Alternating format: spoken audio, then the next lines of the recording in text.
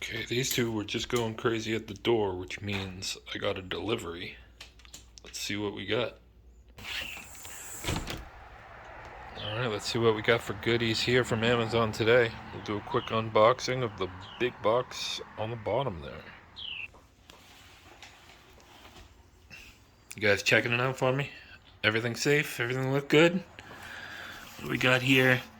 Extreme Edition input output 240 volt, 60 hertz, 40 amp. Okay. Look out, dog, before you get cut.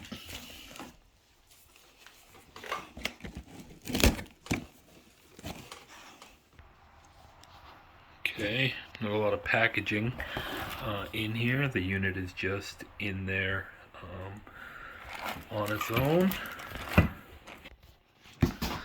Let's go ahead and pull that out. Let's get that out of the way.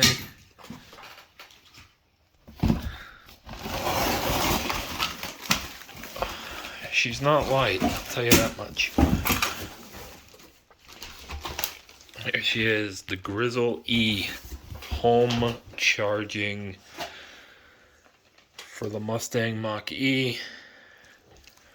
Got the Extreme Edition. Again, those who've been watching the videos know I live up in New Hampshire, so I wanted something that could handle the New England weathers. And that's where this Extreme Edition goes. I'm gonna go ahead and get this thing set up and installed. Start seeing how she works. Got your packaging here with the instruction sheet, the mounting brackets. You can hear the hardware rolling around in there. It's labeled top.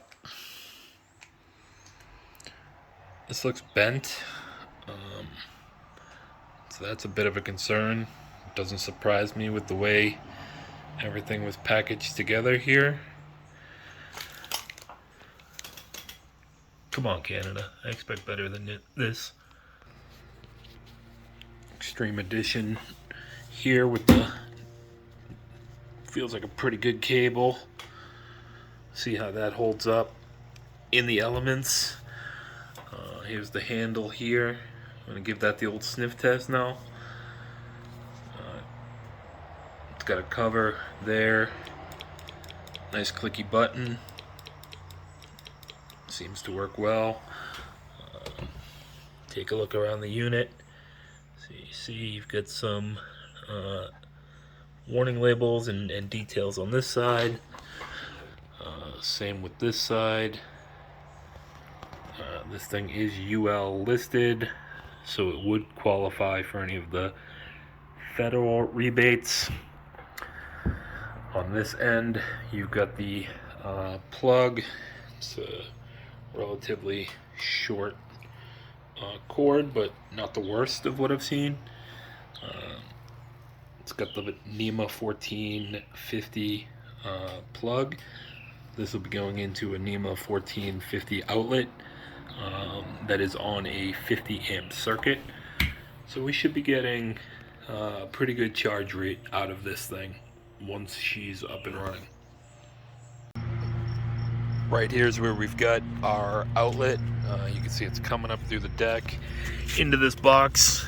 This was previously used for a hot tub that we no longer have. It's got the NEMA 1450 outlet there. E-biscuit is usually parked right there. That's where she gets fed from this outlet here.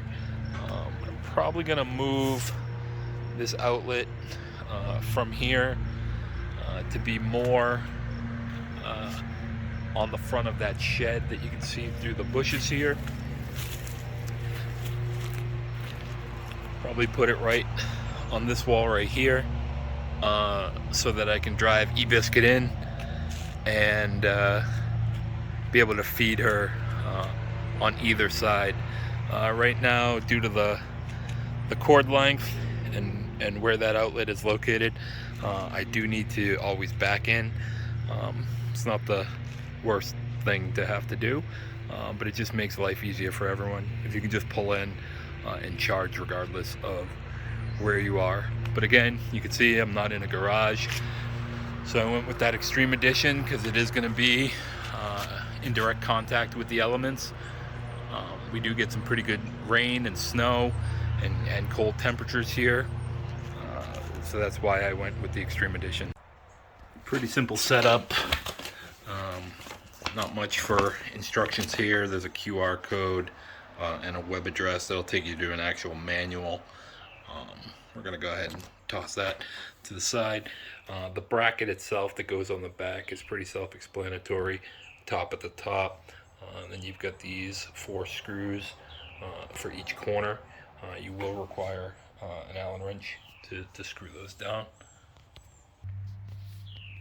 Okay, I was able to bend that bent side back pretty easily. Didn't force it. It wasn't much of a bend. Got these all screwed down and secured. Just gotta go and get the actual bracket on the wall outside. Basically, it hangs in this bracket piece, and then you can see the play. It will lock into place.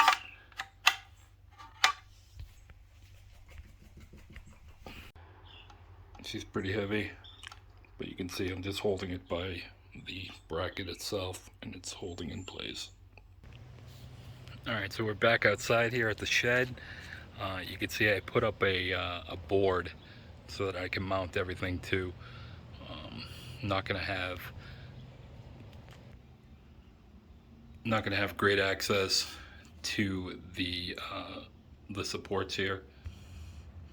You can see these studs.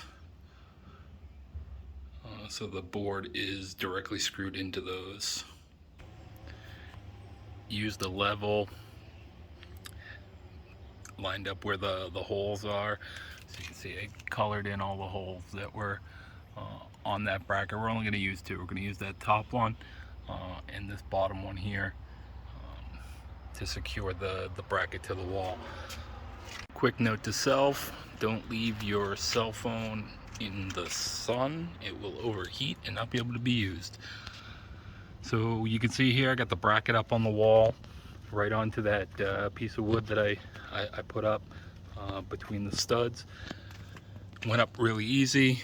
Put the little grenade pin in here. Locks on the other side. Let's see if we can get around there. You see it's got the locking pin. So now this thing's not going anywhere. We're going to put the little trigger holder down there. Going to hit the stud on that one pretty much. Let's get that done. And voila, there you go.